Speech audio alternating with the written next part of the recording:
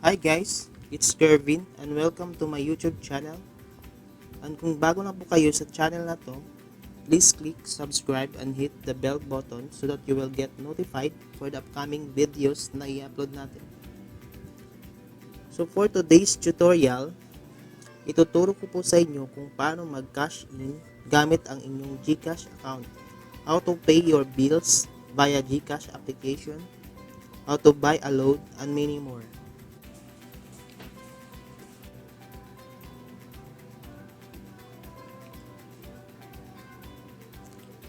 As you can see guys, meron akong current balance na 189.8 pesos. So, di siya kasya sa babayaran kong bills. So, next magka-cash in tayo. But before that, make sure na nakalink na yung accounts natin dito, like bank accounts. So, since bank account yung gagamitin ko sa pag-cash in, check natin dito sa upper left side ng Gcash. Then, go to my link accounts. So, meron itong options guys.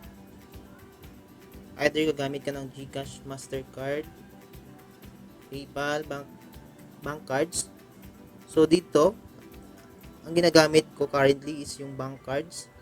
So makikita natin dito na meron na akong nakalink na primary cards. So since meron na akong nakalink na PP account,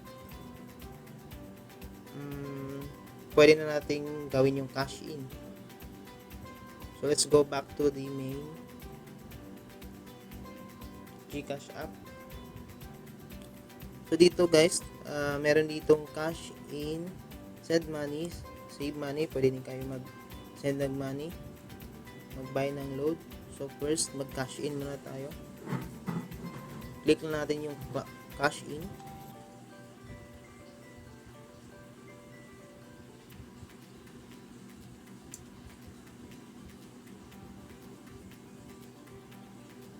Then, dito sa pinakataas, meron na tayong link accounts. So, gamitin natin yung BPI.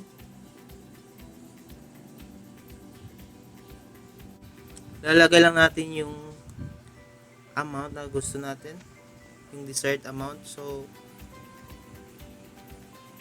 in my case, magkakash in ako ng 1,000 pesos para sa pambayad ng loan mamaya or bills sa online. So, once the desired amount guys na input yun na, click nyo lang natin yung next.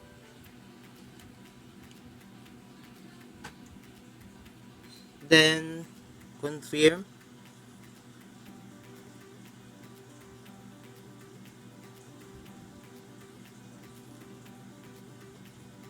Then, send code.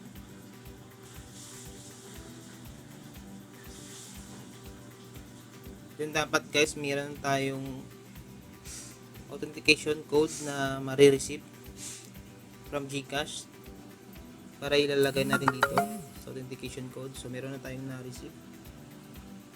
One time pin is 073719. So ilalagay natin 073 719 then submit.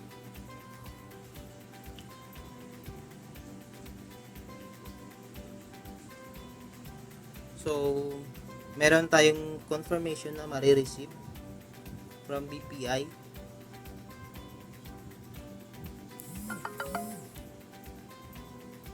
Na na-process na yung transactions natin. So, click lang OK to confirm. So, as you can see guys,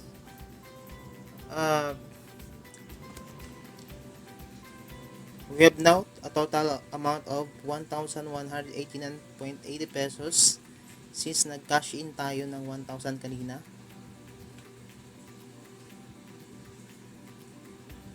So yun, ang kagandahan lang dito sa Gcash app guys, is instant siya.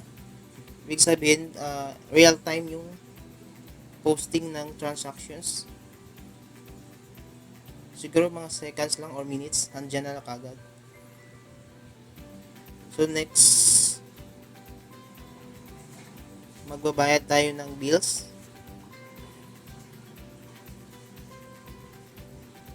But before that, check muna natin yung bills na babayaran natin to verify lang yung amount.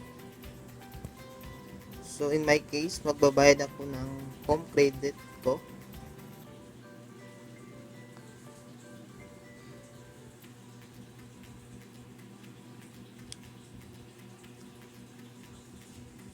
Login tayo using mobile number.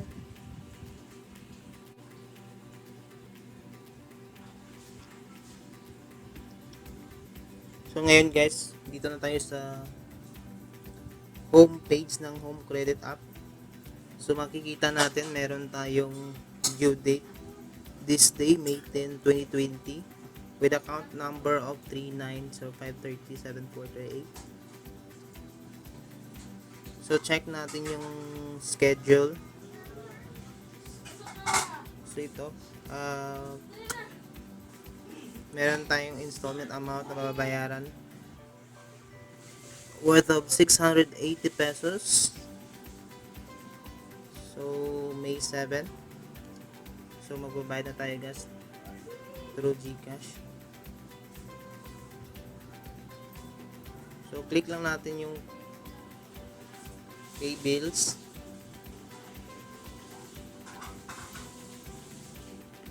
Then hahanapin natin ngayon yung kung anong categories yung home credit. Usually nasa loans yun siya. Then hanapin lang natin yung home credit dito.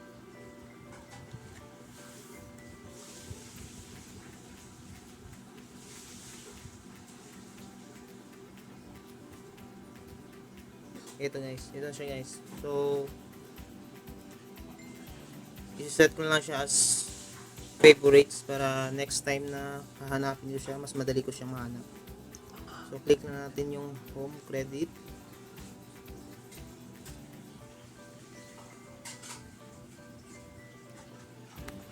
Then dito, provide lang tayo ng necessary information, yung reference number natin.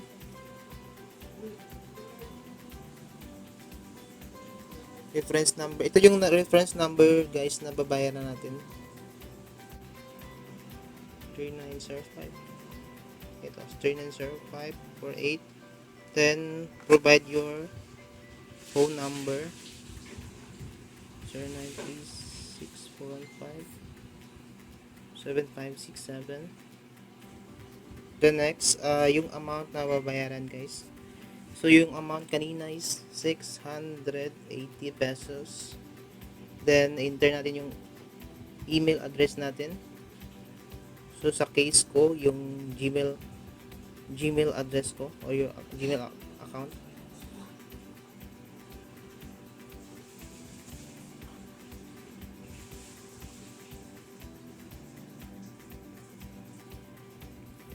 Ang purpose ito guys, itong email, ito yung para makapag-receive tayo ng confirmation na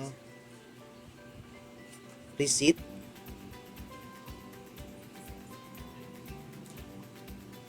To confirm na successful yung transactions natin.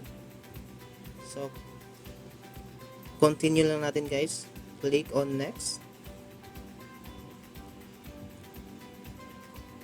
Invalid email address.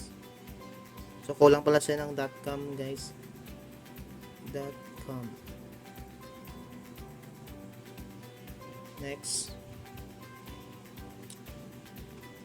So ayun, on this page guys, double check natin kung tama yung reference number na na provide natin, then yung phone number, tsaka yung email address before natin siya i-confirm.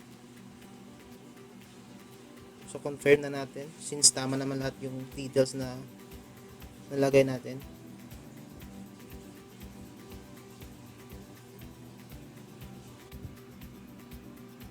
So click on done. Okay. So as you can see guys, nabawasan na yung current balance natin sa Gcash.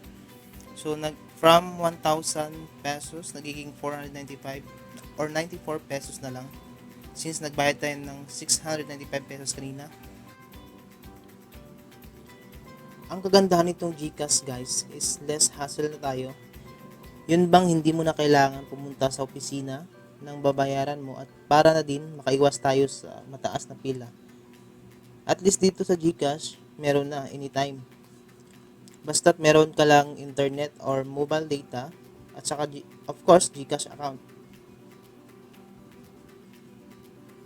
So let's verify now guys na successful yung payment natin to home credit. So let's go back to home credit app. Let's check kung successful yung payment natin. So go to schedule. Ito guys. So makikita natin ngayon kaninang May 7 2020 is naka-pending pa yung payment. So ngayon completed na tayo ng 5 months. So yun guys, so successful yung payment natin from Gcash to home credit.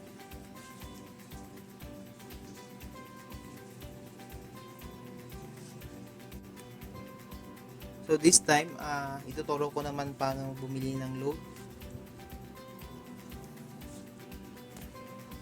So magpapa-load ako sa sarili kong number. So click lang natin yung buy load. So yung number ko guys is ito yung 0936-415-7567. Click lang natin yung next. And then dito guys, pwede kayong mamili ng regular load. Amount 10 pesos, 20, 30, or 50. Meron din silang mga ibang promos dito. Meron pang internet, tsaka meron ding package na only text to all network. So pili lang tayo dito kung ano yung gusto natin na amount and yung subscription. Meron din silang all-in promos guys.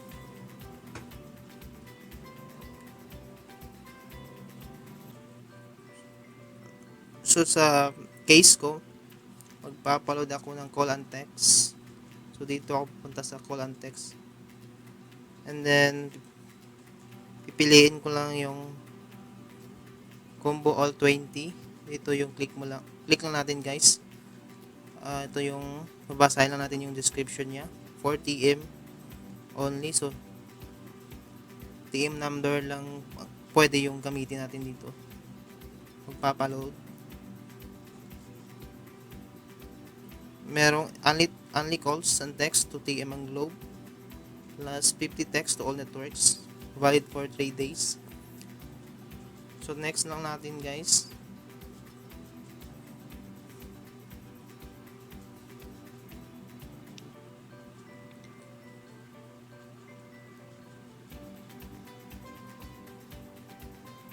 And then pay 20 pesos.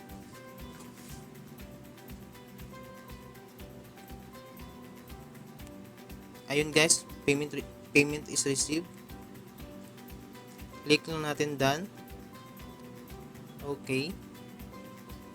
Then papasok na yung load natin. So antayin lang natin guys na papasok. Ayun, pumasok na guys. Ito. Meron na tayong combo all 20. So yun guys, ganun lang magpa-load sa Gcash. So check natin yung current balance natin. So meron na tayong available balance na 475 pesos na lang since nagpa-load tayo ng 20 pesos. So ang kagandahan dito sa Gcash, guys, pag nagpapa-load kayo is meron silang cashback na meron tayong cashback na makukuha. 5% cashback. For example, nagpa-load tayo 50 pesos amount. Then magkano ba yung 5% ng 50 is 5% of 50 pesos is 2.5 pesos. So, yung mga babalik sa'yo guys.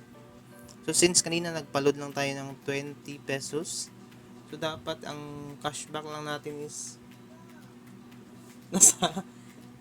nasa piso lang guys. So check natin yung cashback natin. Yung message. Ayun guys, you have received ito. You have received 1 peso rebate for your load transaction. So piso lang yung nakuha natin sa 20 pesos guys na bibili ng load. So mas maganda na siya guys. Kaysa naman magpapaload ka sa tindahan na merong patong na at least 2 pesos.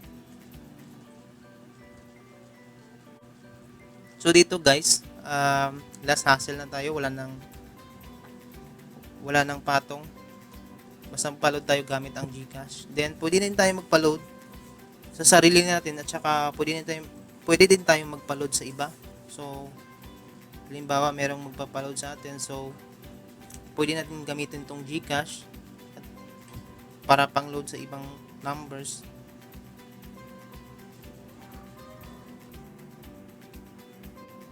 So confirm natin yung ibang message guys from Home Credit. So ito yung confirmation nila na natanggap nila yung bayad natin na 680 pesos kanina.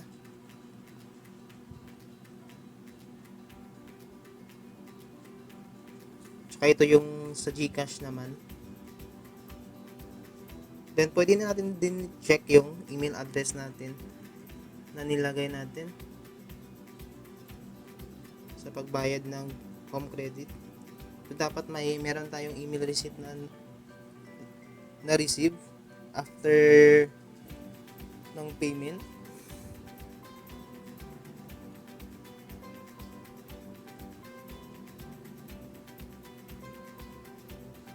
Refresh lang natin saglit guys.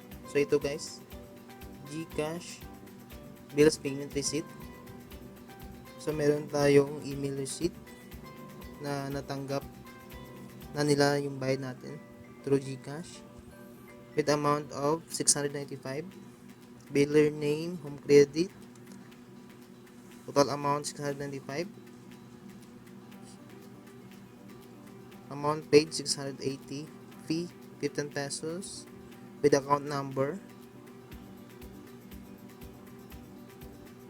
And then makikita mo rin dito guys kung kailan mo binayaran, tsaka yung date and time, tsaka yung reference number. So ayun guys, hanggang dun lang po muna tayo sa ngayon. I hope may natutunan kayo sa video na to.